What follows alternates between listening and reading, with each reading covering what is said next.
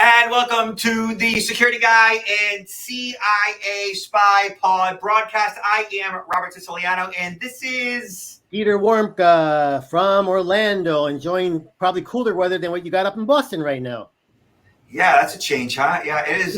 It's been 90 plus degrees here for the past couple of days, and it is hot.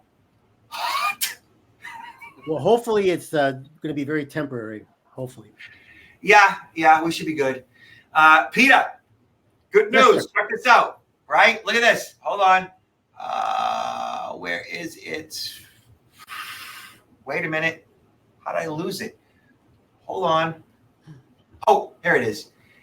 We are, you and I, FeedSpot listed us as one of the 30 best CIA podcasts. Awesome. That's something to celebrate. Yeah. We are right alongside the President's Day Brief and the Langley Files. You know Langley. Of course. Mike Force, Intelligence Matters, Brainwash, Covert Action Bulletin. That's enough out of you. 2 mics. We are actually 29 of 30. Hey, I'm fine with that. That's great. And especially there's a lot more, podcasts that are out there that touch upon the CIA and intelligence. And a lot of them aren't a lot of them are sort of like this, tell me mysterious stories, kind of like for entertainment, but they're not really based upon sharing information or facts or something that's really true. But apparently that gives us a lot of credibility. I'm very happy. Yeah, man, we did good, right? We can just keep the motor running, right? Yeah, and maybe get our people that come in to watch us, listen to us, to share that with their friends and bring more people into the fold. Yeah. So, both Peter and I, obviously, as most of you should know, we speak professionally. We train on cybersecurity awareness training and scam fraud awareness training and so forth. And, we're just being inundated with requests revolving around artificial intelligence, deep fakes, disinformation. Okay. And so the topic of today's event is going to be disinformation. And Peter, check this out, right? So back in 2019, right prior to the 2020 election, I wrote an entire article about disinformation, i.e. fake news, how the weaponization of social media has you conned. Okay? It does. Now, this article was written well before deep fakes and AI was integrated into the public consciousness. So really, prior to it even being a tool that you and I could readily, utilize. Okay. And so there's a couple of things from my 2019 post that are just so fundamental that I wanted to get across here. So back then, with the 2016 election, the Cambridge Analytica debacle that occurred via Facebook, where Facebook provided Cambridge Analytica essentially backdoor access to their service in such a way where Cambridge Analytica manipulated all of us to sway the election in essentially Trump's favor. Okay. And, that is happening right now as we speak in a number of different ways. It's been happening for a long time. And so essentially what disinformation is, it is a confidence trick.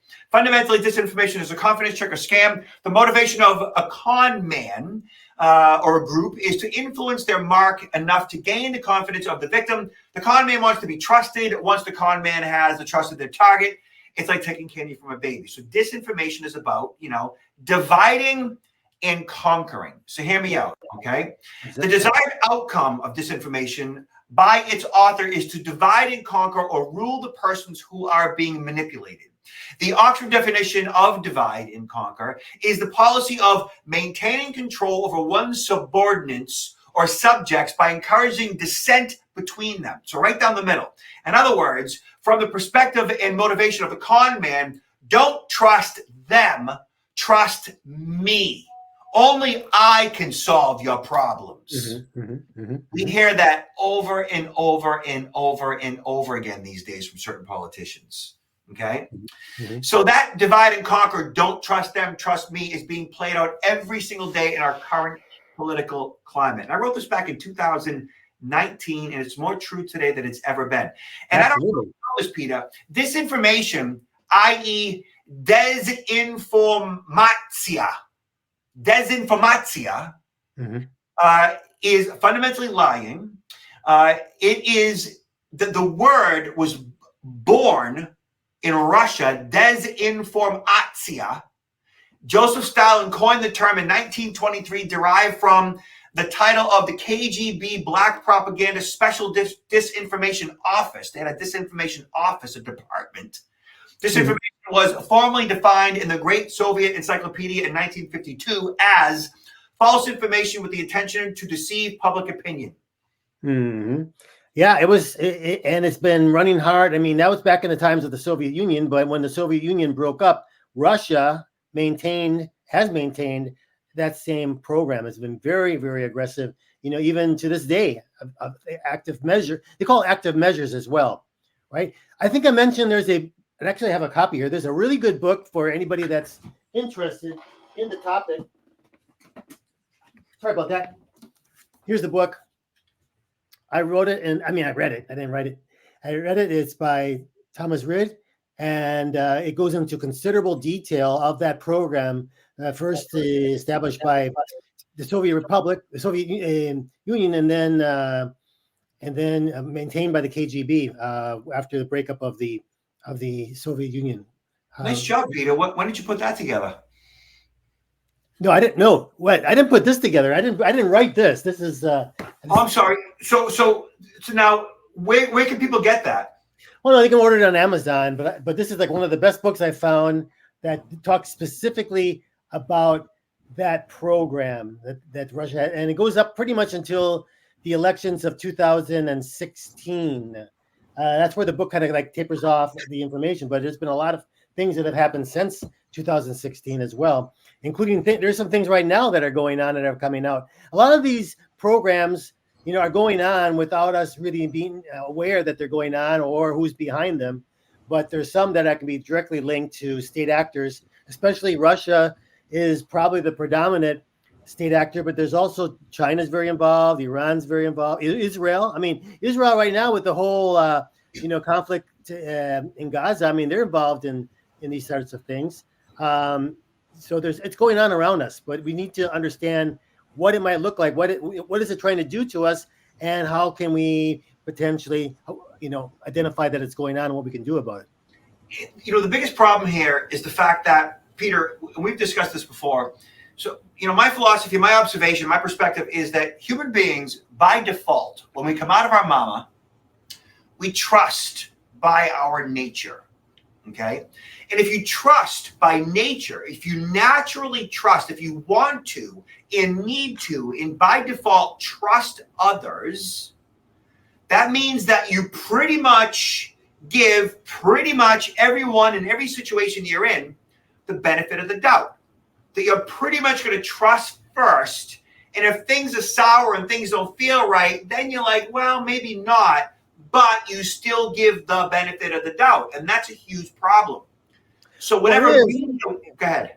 And what that issue of trust, that's where the whole a lot of this AI, generative AI comes into play, because just put a news story in front of you, and and then put that the headline that can grab attention, right? Sometimes a headline is all you need to get someone to read that, but then you add to that an image, right?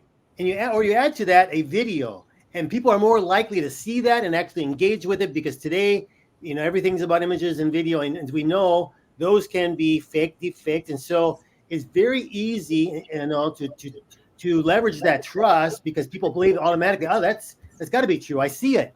Seeing is believing. Seeing is believing. Unfortunately, that's not the case.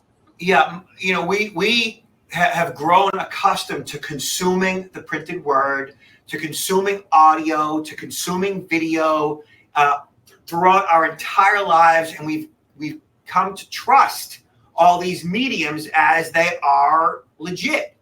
And the reality of it is, like, despite what your politics are, ladies and gentlemen, New York Times, Wall Street Journal, CNN, MSNBC, CNBC, even to a certain degree, Fox News, they're pretty much telling the truth with the exception of their slant and or their propaganda. Yeah, so it's like bias. They're telling you the truth, but they're putting a particular spin or bias to that news, right? Some more significant bias than others. Some are skewing the truth just a little bit more than others, but it's not necessarily fake news. It's based. They can be called to task. I mean, typically your traditional professional news outlets, they could be they got to fact check up the wazoo when they get this news, because if they put something out there that they just somebody posted something on Facebook and is breaking news, and if they use that, they got to be very, very careful, and they have to, even if you see them coming out later, that if something is incorrect or misleading, they correct that because it's their reputation. But what percentage of the news today does not come from professional broadcasters? Way too much. Yeah, everybody with a connection to the internet is a broadcaster now. That's right. So we produce our own. We produce our own content, right? We produce it and we disseminate it, and then others will take it and they will further disseminate it, even if they might not realize that is fake, but they're spreading misinformation because they're spreading information that's not true, but it's not disinformation because they didn't know that it's false. But it's still adding to the spread of information that should never be out there. So I don't spend a whole lot of time on Facebook or social media for that matter, due to the fact that you just get sucked into this awful vortex, and before you know it, like you went on to find something really quick, and then 3 hours later you're like watching cat videos, and it's like I just can't. I just don't have the time for that. But every single time I pull up anything on Facebook, inevitably, if I spend even 5 minutes on there, I usually see a post or two that no, there's something wrong with that. Like whoever's sharing that, they're misinformed. Like they probably don't know what it is that they are sharing. They just took these words that appeared, they took this video, they took whatever it is that they are consuming, and they go, oh, everybody else should know about this. In reality, what they're sharing is wrong. It's disinformation. It's either an outright lie, it's a scam, or it's just some BS. Like my wife shared something with me just yesterday, as a matter of fact, that like we have to stop using certain types of dishwasher pods in our dishwasher because plumbers are saying it's clogging up all the pipes and they have to go in with special tools and unclog them. It's like, yeah, I'm not sure about that. So let me just Google it. And I Googled it. I was like, nah, that's not true at all. Like, it's just like somebody shared it and it's just not true. Whether somebody got screwed over by their plumber 5 years ago and their post went viral or not, I don't know. It's just like this dumb thing that's not true. But that at a higher level, government, safety, security, privacy, money, like, beyond plumbing, that stuff has impact on the quality of people's lives, which includes their safety, security, and privacy. Yeah. I mean, I think we need to take a higher, view of this as far as and there's a variety of them, who are the different threat actors that are out there and that can intentionally produce and disseminate disinformation, and what might be their objectives. I mean, the first number one is going to be the state actors, right? And they've been doing this for ages. Yeah. And as you mentioned earlier, it's pretty much to not to create a division, but to enter into a division and to go in there and to further create that divide within that division. I think a good example of that probably in very, very recent times were all these protests that were going on regarding Black Lives Matter. And so there were at least two sides to this, right? Maybe more. But I mean, so the purpose of those articles is to say, well, should we have a program where we're going to take one side or the other? They don't necessarily have to take one side or the other. They could produce disinformation that would appear to support the Black Lives Matter movement, and then at the same time create some other type of information that would appear to attack it or to look, to be from the other side. And at the end of the day, they're just further and further creating a divide within the American public, which is, if you're trying to weaken a democracy, and that's what they're trying to do, that's a very effective way of doing it. And so they've been doing that across the board for a long time. And I think don't trust them, trust me. Divide and conquer. Yeah, I mean, but you have the same thing though. You have this being conducted also by businesses, competitors that will try to damage the brand of other competitors, right? Whether it's try to, damage the brand so that their company will also, try to raise up or try to sabotage the reputation of competitors. I mean, this is happening in the business world as well. People that are involved in brand marketing, brand and management are finding this happening all the time. There are activist groups that will also take advantage of disinformation campaigns to promote their causes. That happens. And there's also these people, just fraudsters. I think you alluded to that in the beginning, fraudsters that will go out there and they will try to show, especially using AI today, try to show that these gummies are the greatest thing. We have these celebrities that are even using it, but none of that is true. But they're creating that so they can make a quick buck, right? That's all, it's all part of disinformation, just different objectives. Here, Russia targets Americans traveling to Paris Olympics with fake CIA video. Russia has ramped up its dezinformatsiya operations targeting the Paris Olympics, this time with a new video that makes it appear it's as if the CIA is warning Americans about traveling in the city's metro, their trains. CBS News found a fabricated video which contains a fake warning about a high risk of an attack originated in Russia channels, making its way on X and Facebook, where it has racked up at least 100,000 views across the platforms. The video is a fabrication and has no connection to the CIA and does not represent the CIA's views, a CIA spokesperson told CBS News. U.S. officials have not warned Americans about traveling in the metro during the games, which begin to set on July 26th. Okay. The fabricated video comes from the same Russian disinformation network that Microsoft uncovered in early June. So states, like you said, state-sponsored, Russia, China, and Russia is pulling it all out right now. Yeah. I think I don't know if the article states specifically, but I think the objective here is really to tarnish the image of France in delivering, hosting the Olympics, because Russia is not allowed, because of this doping scandal, Russia is not allowed to send athletes. The Russians that are going there are going under another banner. They're not representing the country of Russia. So I think because of this, Russia just wants to sort of, they want to really hurt as much as possible the success, the image of France in delivering these Olympic Games. It's more than doping. Russian athletes have been banned from participating in the games under their own flag because the country's 2022 full-scale invasion of Ukraine. That's all. The Russian government has a long history of operations related to the Olympic Games and said the ban is likely part of the motivation behind these operations. So, it's kind of like Kim Jong-un, or whatever his name is, sending bags of poop to South Korea and like a child, and Vladimir Putin like a child with the disinformation campaigns. Like they're literally acting like 5-year-olds and exhibiting 5-year-old whiny kick and scream behavior. But apparently, this is the scary thing. Some of the stuff to us might seem like this is crazy, right? Who's going to believe this? This is crazy. And this is obvious that what they're trying to do and why they're doing it. But they wouldn't be. Think about it. This has been going on since the 1930s. If it wasn't successful, they wouldn't have invested so much money and time and resources into orchestrating and running these campaigns. It works. It absolutely works. So here, 10 ways to spot disinformation on social media. Okay. So fake news, as we know, is not news. What is fake news? We know what it is. So categories of fake news include clickbait, like basic clickbait. This uses exaggerated, questionable, misleading headlines, propaganda, which is like the main purpose for governments that spreads information, rumors, or ideas to harm an institution, country, group of people, or individual. Right? You mentioned that a couple times already.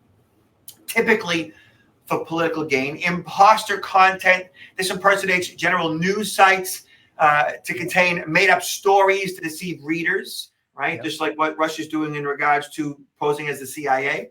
Right. Bias, slanted news. This attracts readers to confirm their own biases and beliefs. We see that all the time. Satire. This creates fake news stories for parody entertainment. That's satire is fun, but sometimes that can spread as being real. State-sponsored news. This operates under government control to create the spread of disinformation to residents or foreigners. And of course, misleading headlines. These are stories that may not be completely false, but are distorted with misleading headlines and small snippets displayed in news feeds. Fake news is harmful because it can create misunderstanding and confusion on important issues. Spreading false information can intensify social conflict, divide and conquer, and stir up controversy. These stories can also cause mistrust. It's exhausting. Well, one of those that you mentioned, but you kind of went past it quickly, and maybe a lot of the listeners might not quite understand how this has to do with this information. But the clickbait, right? The purpose of the clickbait is to get people to click on the link, because every time they click, someone's getting money for that click that was done, right? So you got to encourage somebody to click on is because you got to show some picture that draws the attention, or some headliner that's going to want that person to go to the next page and see what is this all about. And most of it is just pure BS. Although one thing that's interesting is that there's almost, regardless of the level of sophistication or unsophistication of fake news, is that there's usually some kernels of truth to the information. Let's say you have 80%, 20% that's true and 80% that's totally bogus. But we tend to believe, if we see some kernels of truth in an article, we say, yeah, I heard that, I know that. So people assume everything else is true because they see those kernels of truth that are in that particular storyline. Yeah. So Peter, wrapping up, what do you got going on? Where are you going to be? What do you want to promote? Well, I just came back from Casper, Wyoming. Have you ever been to Wyoming? A bunch of times, actually. Yeah. Really? No, I had a great pleasure there. I was out there at Casper College. Actually, I gave 3 different presentations out there. And I went to a rodeo, and they had axe throwing, and it was a great time. Time. And now I'm going to go into maybe a more serious place. Well, not that Casper is not serious. I'm going to Vegas, and I'm going to attend a very, very big conference. I think you know that I am a certified fraud examiner, and so I'm very involved with the Association of Certified Fraud Examiners. Every year they have a global conference, and I usually speak at each of those global conferences, as well as to numerous chapters. So I'm doing that over the next few days. What about you, Robert? Hold on, wait a minute. And books? Oh, can't forget about those, right? Confessions of a CIA Spy. Actually, it was very nice. The college out there, they bought a whole bunch of both of these books, and to provide to everybody that attended at the conference. So that was great. Confessions of a CIA Spy, The Art of Human Hacking, and Why Are You Messing with Me? Senior Survival Guide for Privacy, Fraud, and Security. And they're available on Amazon. And your web address, URL? Counterintelligence Institute, counterintelligence-institute.com. And for more information, please go there directly or to my LinkedIn page. Happy. And y'all can see. Go ahead, Pete. A few more openings here. If anybody's interested in for Robert as well, you're looking for speakers, especially as we get closer to October to talk about cybersecurity. Mention our names to people in your organizations as potential speakers. Robert and I love to do this, whether it's in person or virtual. Yeah. And y'all can see me at protectnowllc.com. Again, that's protectnowllc.com. Further, a couple things. I've got 11,500 or so people who follow my newsletter on LinkedIn, Peter. Fantastic. Which I'm pretty proud about. And the last article I wrote was AI sextortion, the crime affecting every business and everyone in so many ways. AI sextortion is a big deal. How and why fun AI-generated spam on social media will manipulate the 2024 election.